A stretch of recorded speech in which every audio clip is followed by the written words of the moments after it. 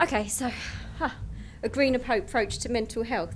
So the current state of affairs with mental health funding within the NHS, it came about in the last Labour administration, and some people know about this. The government at the time wanted to make access to psychological therapies better for everyone. No, they didn't. They wanted to save money.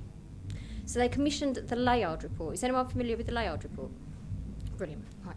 Oh, of course, yeah. Right. So they commissioned this Layard report, which now has given us... now, Lord Layard, by the way, wasn't a mental health professional. He was an economist. Very interesting. So we now have something called IAPT, Improving Access to Psychological Therapies. Now, this is how you get your mental health service within the NHS. Lots of complicated bits that I'm not going to go into, and I don't know enough about. But now, if you are at significant risk of harm to yourself or someone else, if you're suicidal or homicidal, you might get some good care on the NHS. You might get some one-to-one therapy. Apart from that, you'll probably get a PowerPoint, which might make you one of the other two things to get you the good help. But essentially, you'll get a PowerPoint or a seminar, and this is all a way of saving money. So year on year, since that report, mental health funding has decreased in the NHS. So what is the green approach? So being green and wanting to research this, and mental health being my area, I had a good look into what the green approach is, and it works way better. Now, as all people, or most people who know about the Green Party know, Green Party ideals aren't just utopian ideas that could happen in a perfect world. They've actually been funded, costed, worked out. It can all work. It can all happen. It's not fluff. So, a green approach to mental health is a holistic one. If we work at the bottom here, where all of us are, where the majority are, in terms of health, physical, emotional, psychological, all these different areas of our health and well-being, it begins with, say, the environment of the planet. It begins with decency, being nice to each other, a nice kind of socialist... It's not socialist, Green Party isn't socialist, keep looking at Simon. But, you know, this very nice behaviour, you're kind to people. It's not about who deserves what, it's egalitarian. So we begin with being nice. We begin with a good environment. We begin by being vegan, perhaps, not killing animals. We begin by not torturing the planet. We begin by not fracking. It comes out in these areas. And then to come down to how we're going to organise our funding within mental health, the more important sort of specifics that people might be after, a green approach is holistic. You would, in theory, we know the green word. What's the word I'm after? They're thingy about the NHS. Healthcare within the Green Party is not a commodity to be bought or sold.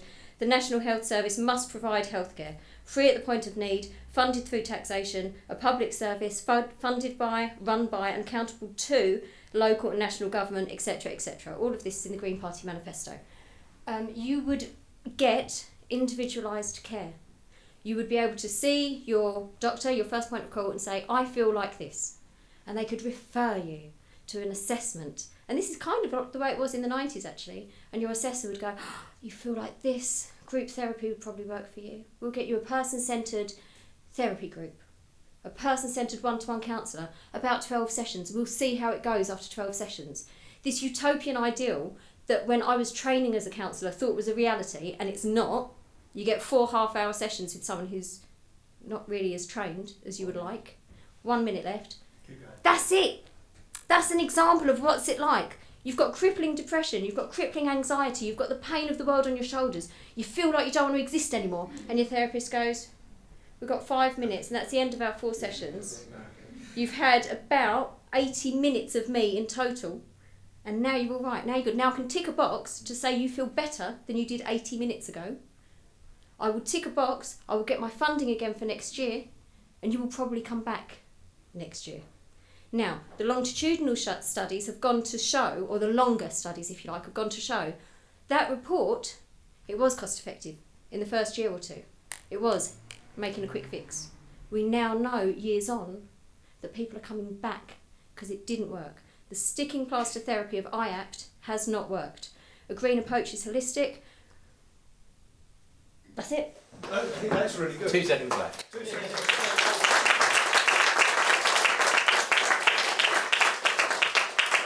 Okay, questions, points for Liz, please. Malcolm. I'm not sure it's a question, but a little while ago I saw a YMCA report on attitudes to young people, specifically in the South End. And one of the questions they asked was, what's your, your biggest worry?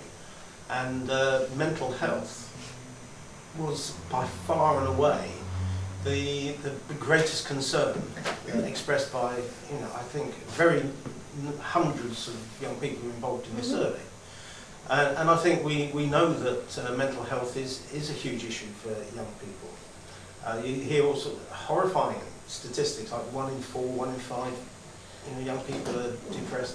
But I think part of the problem is that the powers that be, people of my age, and when I was young, the issues were drugs, underage sex, drink, smoking, and because young people really do that much less, teenage pregnancies are reduced massively, drug taking's down, drinking's down. And I think it's just the people who are running the services of my age don't understand what young people are worried about. And I think that's the main problem. They still think the world is all about all the problems around drugs and sex and rock and roll. You're right, and a recent study into self-harm as well has shown that again, but people who are running the agencies aren't mental health professionals anyway. They're not counsellors, they're not psychotherapists, they're managers, because they're managing money, because they've got to fund the service, and they've got to do that little quick spend in March to get the money again in April. There's all this stuff going on, and this is people's lives, this is people's mental health. A recent case example that I'll ethically change some details of, in this system around here, was self-harming but not seriously enough to be deeply wounding, and they couldn't give enough therapy to stop this young person's self-harm, and after 4 sessions was sent away with leaflets on how to clean your blades and keep them safe. They have this. We're not the only people that do that. We have this around the country. There are leaflets you can give to a young person on how to keep your blades safe and how to sterilise them, as opposed to long-term therapy. I have no idea. Yeah. Say Southend said yesterday, the people that won were Transpire, which is the local transgender group. Yeah. And they're saying that they go to their doctor, they want to change gender and that, and they automatically get sent for 8 counselling courses with the NHS, which they don't want. They said it must cost about £1,000, and it's not something they need, but they're forced to do it. Mm-hmm. But the rise in suicide rates and attempted suicide rates for under 25-year-olds, a high proportion of it is transgender people that are doing it. Mm-hmm. So the support is not there for these people with these sort of sexual transgender problems, but they're dealing with it by saying, you must do this course, and they say, we don't want to do this course. So it doesn't seem to be targeted where it's needed. The money's there, but it's not going where it should do. I've got Simon with his hand up, so perhaps if you just bear that point in mind, if we get Simon's point and then perhaps take that. IAPS was always doomed to fail. It was a last gasp attempt by a failing government to try and make it look like they were doing something. IAPS was likely to fail. Is it not now time for somebody to turn around and say, regardless of who's next to come off the rank for government, that we actually sit down and have a proper root and branch look at combining, once again, NHS services, mental health services and elderly care services to have a single social service? I know you think so, don't you? And I agree with you as well, Simon. And I think many people of our way of thinking, the nice guys, the silent majority, us lot, we all think that. I mean, I'm 37, I think. I was born in 79.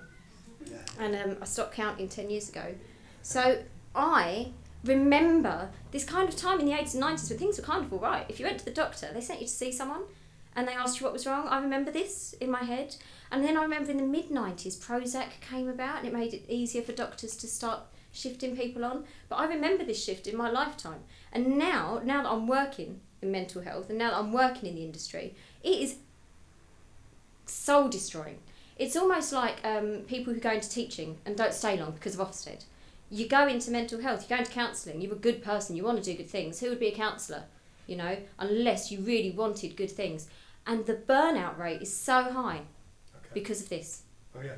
Now, building on, just quickly bringing the point that John made there. Yeah. What are the greatest concerns, do you think? Gender identity, a misunderstanding of cultural and gender identity. A real big dissonance with young people and the language they speak and the language we and the older generation are speaking, and everyone in between. So with youth, mental health, big concern. Men up until men are our highest suicide risk at the moment, because we still have a boys don't cry mentality. So men and everyone really, because jobs are stressful now. The latest 10 years in government has changed everything for everyone. There is a sense of uncertainty in the air. So I think, looking at it from the Green perspective, if we give everyone a sense of certainty back, mental health will improve. Not grinding poverty and austerity then? Yeah. Okay. Nigel, no. we must wrap up. Time is up, but Nigel, Just a quick word. I mean, basically, over time, and I'm going to be 69 next month. I mean, all I've seen in governments who are penny wise and pound foolish. Yeah. They try and save a few bob here, but it causes major effects down the line. And it's interesting you said, Liz, about Mother's Little Helper, Prozac. You know, the Stones thing called Mother's Little Helper, because that's what happened. They knocked down all those little terrace houses, built bloody great tower blocks, put families in them where everybody was so stressed out, and they were just feeding the girls Prozac, weren't they? You know, and that was, when was that, the 60s, 70s? I don't know, I think we had lithium, we had better stuff back then. Okay. Yeah. Okay, but I But think yeah. you've reinforced the points that Liz has been making. Thanks so much.